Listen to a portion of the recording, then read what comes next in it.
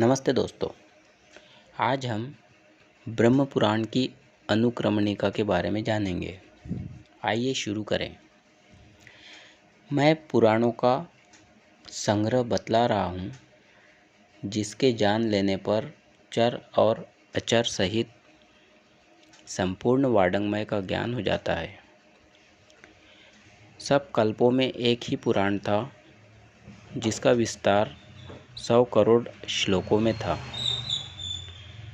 वह धर्म, अर्थ, काम और मोक्ष चारों पुरुषार्थों का बीज माना गया है।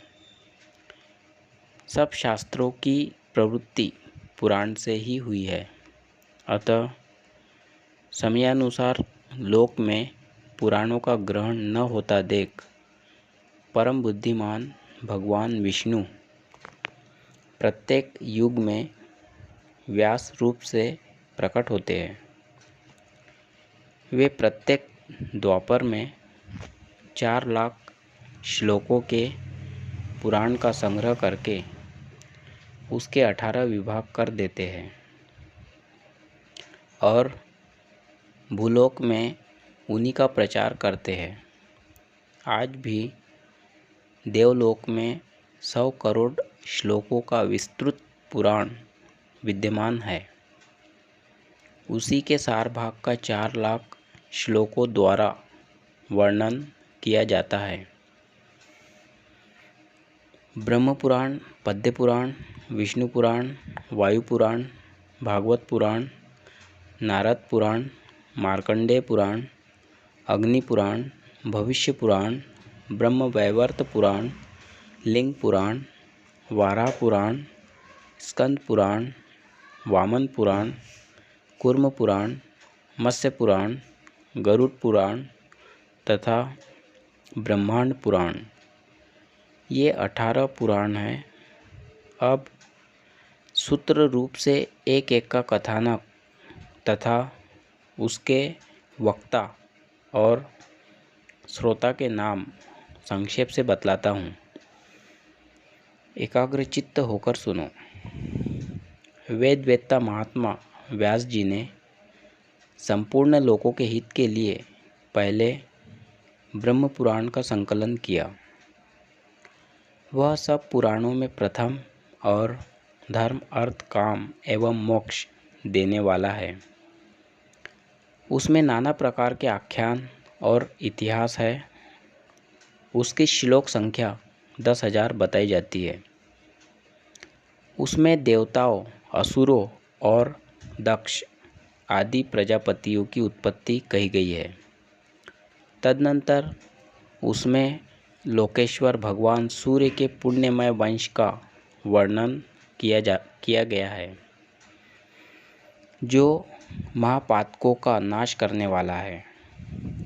उसी वंश में परमानंद स्वरूप तथा चतुर्विवाहावतारी भगवान श्री रामचंद्र जी के अवतार की कथा कही गई है। तदनंतर उस पुराण में चंद्रवंश का वर्णन आया है और जगदीश्वर श्री कृष्ण के पापनाशक चरित्र का भी वर्णन किया गया है।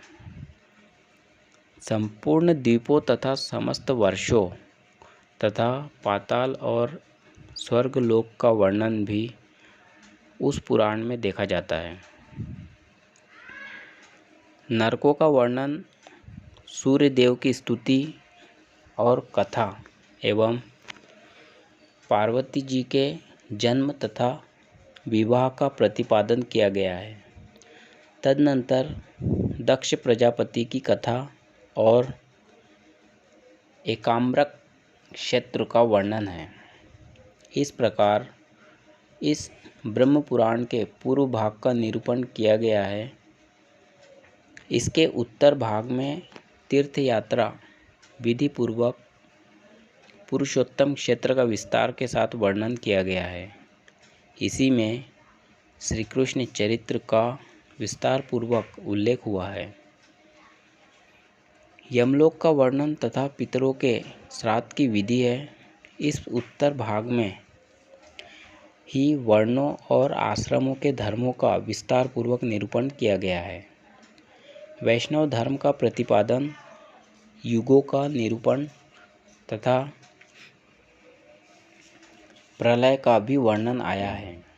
योगों का निरूपण, सांख्य सिद्धांतों का प्रतिपादन, ब्रह्मवाद का दिग्दर्शन तथा पुराण की प्रशंसा आदि विषय आए हैं। इस प्रकार 2 भागों से युक्त ब्रह्म पुराण का वर्णन किया गया है, जो सब पापों का नाशक और सब प्रकार के सुख देने वाला है। इसमें सूत और शौनक का संवाद है। यह पुराण भोग और मोक्ष देने वाला है। जो इस पुराण को लिखकर वैशाख की पूर्णिमा को अन्न, वस्त्र और आभूषणों द्वारा पौराणिक ब्राह्मण की पूजा करके उसे सुवर्ण और जलधेनु सहित इस लिखे हुए पुराण का भक्तिपूर्वक दान करता है, वह चंद्रमा, सूर्य और तारों की स्थिति काल तक ब्रह्मलोक में वास करता है।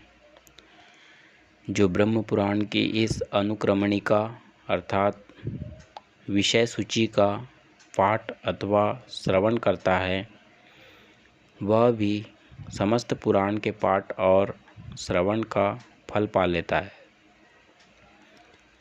जो अपनी इंद्रियों को वश में करके हविष्यान्न भोजन करते हुए विनयपूर्वक समूचे ब्रह्म पुराण का श्रवण करता है, वह ब्रह्मपद को प्राप्त होता है।